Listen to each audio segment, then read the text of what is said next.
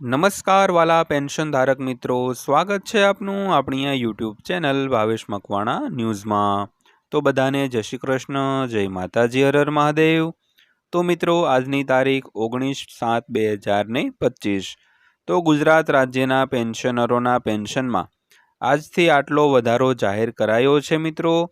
તો કેટલો વધારો જાહેર કરાયો છે તેની આજના વિડીયોમાં આપણે વાત કરવાના છીએ, એટલે વિડીયો અંત સુધી જોઈ લેજો। અને હજી સુધી આપણી આ ચેનલ તમે સબસ્ક્રાઇબ ન કરી હોય તો ડેઈલી આવી જ માહિતીઓ મેળવવા માટે આપણી આ યુટ્યુબ ચેનલ પણ સબસ્ક્રાઇબ કરી લેજો મિત્રો। તો શરૂ કરીએ આજનો વિડીયો। તો સરકારી કર્મચારીઓના પગાર વધારા, કર્મચારીઓ માટે ચોંકાવનારા સમાચાર આવી રહ્યા છે। તો યુપીના લાખો કર્મચારીઓ અને કેન્દ્ર સરકારના 1 કરોડથી વધુ કર્મચારીઓને પગાર વધારા માટે લાંબો સમય રાહ જોવી પડશે। તો આ અંગે એક અહેવાલ પણ બહાર આવી ગયો છે મિત્રો। તો રાજ્ય અને કેન્દ્ર સરકારના કર્મચારીઓને આંચકો લાગ્યો છે। તો જે કર્મચારીઓ તેમના વધેલા પગાર માટે આયોજન કરી રહ્યા છે અને પોતાનું આયોજન છે તે કઈ રીતે કરી રહ્યા છે અને પોતાનું આયોજન બદલવું પડશે, કારણ કે સરકાર તરફથી મંજૂરી મળ્યા પછી પણ કર્મચારીઓ માટે નવા પગાર પંચની સમિતિની રચના કરવામાં આવી નથી, ત્યારથી 6 મહિના વીતી ગયા છે મિત્રો।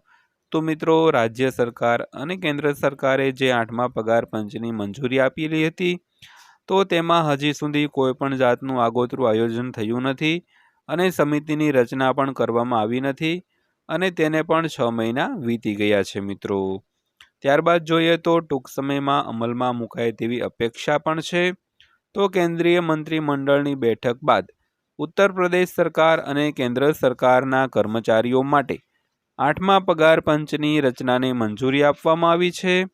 તો 8મા પગાર પંચની રચનાને મંજૂરી મળ્યા બાદ કર્મચારીઓને આશા હતી કે આ કમિશનની રચના ટૂંક સમયમાં થશે।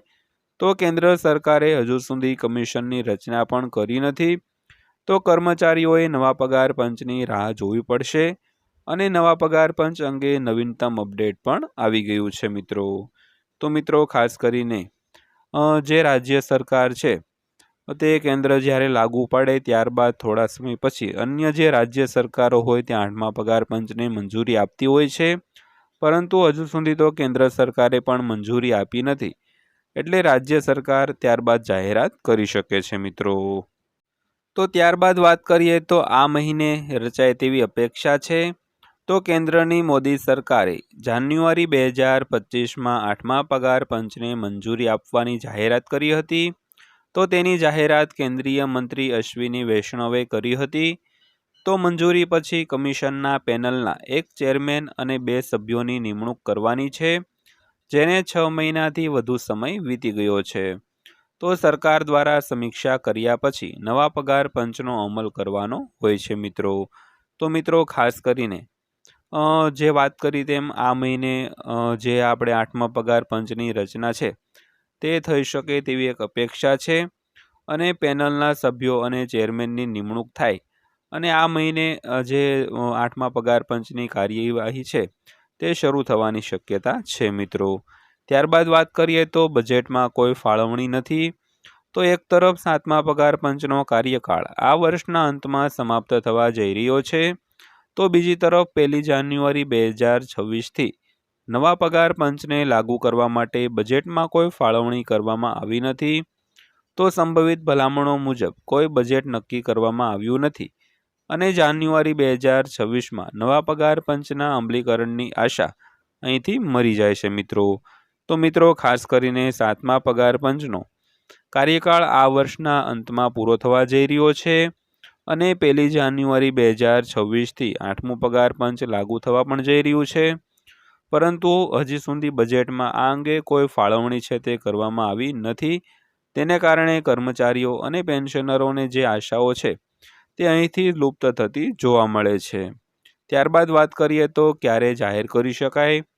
તો સરકાર 2026-27ના બજેટમાં કર્મચારીઓના પગાર અને પેન્શનમાં સુધારો કર્યા પછી તેની ફાળવણી કરી શકે છે।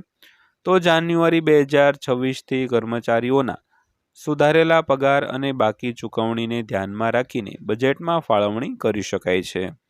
પરંતુ અત્યાર સુધી પગાર પંચની રચના કરવામાં આવી નથી, જેના કારણે પ્રશ્ન ઊભો એ થાય છે કે શું નવો પગાર આગામી બજેટ એટલે કે એપ્રિલ 2026થી લાગુ કરવામાં આવશે કે નહીં મિત્રો। તો ત્યારબાદ વાત કરીએ તો તેમાં 1 વર્ષ જેટલો સમય લાગી શકે છે। તો મીડિયા રિપોર્ટ્સમાં ખર્ચ સચિવ મનોજ ગોયલે જણાવ્યું હતું કે 2025-26ના કેન્દ્રીય બજેટમાં 8મા પગાર પંચ પ્રક્રિયાના કોઈ પણ ખર્ચનો કોઈ હિસાબ નથી। ઉપરાંત 8મા પગાર પંચના અહેવાલને અંતિમ સ્વરૂપ આપવામાં ઓછામાં ઓછો 1 વર્ષ લાગી શકે છે। તો કમિશનની રચના હજુ સુધી થઈ નથી, તેથી રિપોર્ટ સબમિટ કરવો અને તેનો અમલ કરવો એ એક લાંબી પ્રક્રિયા છે, જેમાં 18 મહિના જેટલો સમય લાગી શકે છે મિત્રો। ત્યારબાદ વાત કરીએ તો 7મા પગાર પંચને 18 મહિના લાગ્યા હતા। તો પગાર પંચને તેનો અહેવાલ તૈયાર કરવા માટે સમયની જરૂર છે। તો આ અહેવાલની પણ સમીક્ષા 7મા પગાર પંચમાં અહેવાલને કારણે અંતિમ સ્વરૂપ આપવામાં 18 મહિના લાગ્યા હતા। તો 7મા પગાર પંચની રચના 2014માં કરવામાં આવી હતી અને 2016માં લાગુ કરવામાં આવી હતી મિત્રો। ત્યારબાદ જોઈએ તો પગારમાં આટલો વધારો થઈ શકે છે। તો કર્મચારીઓ અને પેન્શનરો માટે પગાર અને પગાર સુધારો ફિટમેન્ટ ફેક્ટરને આધારે કરવામાં આવશે। તો અહેવાલો અનુસાર ફિટમેન્ટ ફેક્ટર 1.92 થી 2.86 સુધી હોઈ શકે છે।